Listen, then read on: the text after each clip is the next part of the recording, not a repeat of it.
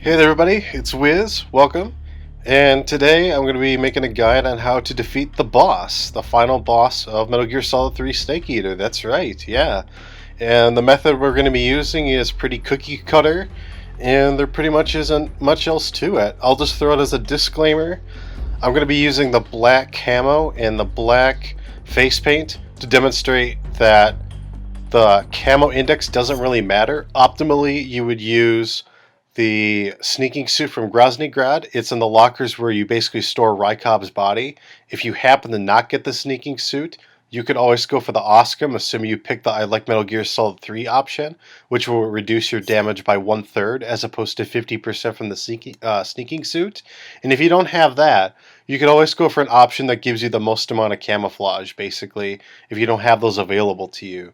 But nevertheless, before we begin, I'm going to play two clips from both Major Zero and Paramedic. If you codec them right before the fight begins, and they'll give you some very valuable tips. So yeah, here they are. The firepower of that Patriot pistol the boss is using is beyond compare. In a straight shootout, you'd lose every time. Your first concern should be to hide yourself while using camouflage. Maneuver towards the boss's blind side, wait for an opening, and attack her with a gun or CQC. The boss is human just like you and me. If she gets distracted, she's sure to leave herself open to attack. Try throwing a magazine or a captured animal and see what happens. And yeah, there we go. So we're going to be using items to our advantage to take care of the boss. And as you just saw right there, I crouched in place, or I should say I ducked. And the reason why I did that is because I made her do that front flip. The boss can only use a CQC grab on you if you're standing. However, if you duck, she will either go for a shin kick or she will try to do that maneuver right there. She'll try to do a flip over you. So there goes the items right there. We're going to shoot her a couple times, then do a CQC slam because we exposed her. And yeah, that really is a strategy right there. And as you can see, by the amount of stamina we've drained from her, we've drained almost a quarter of her stamina just from that one little altercation. If you were to use the Mosin Nagant, which in this one we are not, the Tranquilizer Sniper Rifle, and we were being optimal when for headshots, we'd be doing even more damage and ending this quicker. Right now I'm just using menu canceling to, have the shoot animation go by faster, so I can basically, get the shots in a little bit quicker. A silencer, I mean, as you can see, it's about to break, but it doesn't really matter. Silencers do help in case you miss shots, so she can't be aware of your surroundings. And once again, you just saw me do a little crouch animation where she does that flip. We don't have to worry about her CQC. You always kind of want to pursue her and follow her.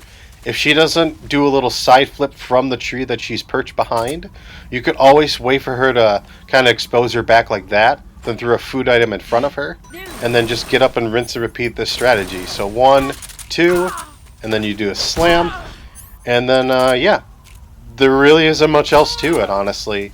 You just want to keep space between you and her, and you want to use the environment, in particular these trees, so that she can't hit you for free, and she can't do it liberally. Yep. And as you can see from what the camera is doing, it's always trying to make it so that she's in front of you and she's not behind you, like so. You don't really have free flow control of the camera, I should say. Sorry with the stumbling of my words, but yep. This time I was being a little bit ballsy and I decided to go for some shots on her. I missed one. I get another one though. Unfortunately, I missed the other 2 shots. You can stagger her out of her walking animation, even when she's doing that. Unfortunately, I just missed those 2 shots right there. If you were going to do this fight differently with the Mosin Nagant, you would just keep your distance, and then you would pop Phantasmine and just hit her with a bunch of camo. And you would go in the kneeling animation and just shoot her that way. I just kind of like keeping things up close and personal. This is just very easy to confirm. And yeah, the next little altercation, you'll see where I finish off her stamina. I catch her in the middle of an engagement when she's running away with the auto lock by holding left bumper / L1 on your controller, Xbox 360 or PS3. I stagger the shots right there, and I finish her off with that cross chop. And That's the full-fledged fight right there, completely unedited, just with my commentary. I was originally going to do this scripted, but I didn't like it as much. So, but outside of that, if you need practice for the fight, just grab an RPG and start smacking the shit out of yourself. Because the game doesn't allow you, it doesn't allow you to pop a fake death pill and restart that way, so you just get the RPG, which you'll have by default in your inventory. And yeah, that's basically the fight. From here on out, I'm just gonna do separate clips of what you could do to optimize your strategy, whatnot, using the mouse and the Gant, as well as stun grenades too. And I won't show footage of it because I didn't capture any, but there is a way which you could cycle this boss and kill her basically in two altercations. So alright, so yeah, the tips, as I mentioned before, will be countering the boss's CQC, and we'll be doing that by using Snake's grunt Q. You basically press the CQC button the moment she grabs you. On the lower level difficulties, there's usually an exclamation point, and we're also going to use the mouse and the Gant as well. And these two camo options, Zombie and Snow, that would be pretty good for a normal boss fight. In addition to the Sneaking Suit and Oscar if you don't have those. But yeah, so here you're going to see me use the mouse and the Gant in the CQC. You hear the grunt, you do that. And now you could use the mouse and the Gant, point the muzzle at her head. You'd use tactical reload or menu canceling. You do that twice. And then you could throw out a stun grenade to get an extra hit on her. If you throw it at the ceiling, a different property will take place where her attack chain or her vulnerability chain will actually extend so you can do more damage. But we did not take advantage of that. We did do damage to her with the stun grenade, and as a result, we were able to get an extra hit and a headshot with the Mark 22.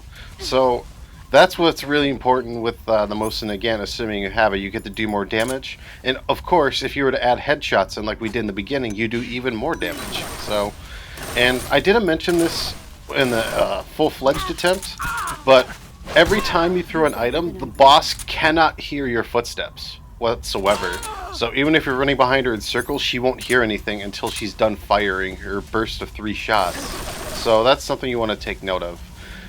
The next clip right here, as you'll see, that the attack chain is a little bit different with that stun grenade. So right now you can see the stun grenade, it lands in place, but the boss is able to get up, and just right here, as you see that you're able to get those 2 shots off because it resets her vulnerability chain like I was mentioning before. You could abuse this up to 2 times if you time it right.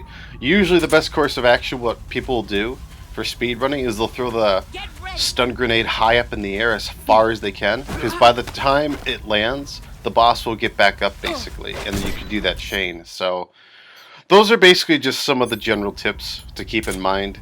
And I guess I'll just throw this out as one little disclaimer.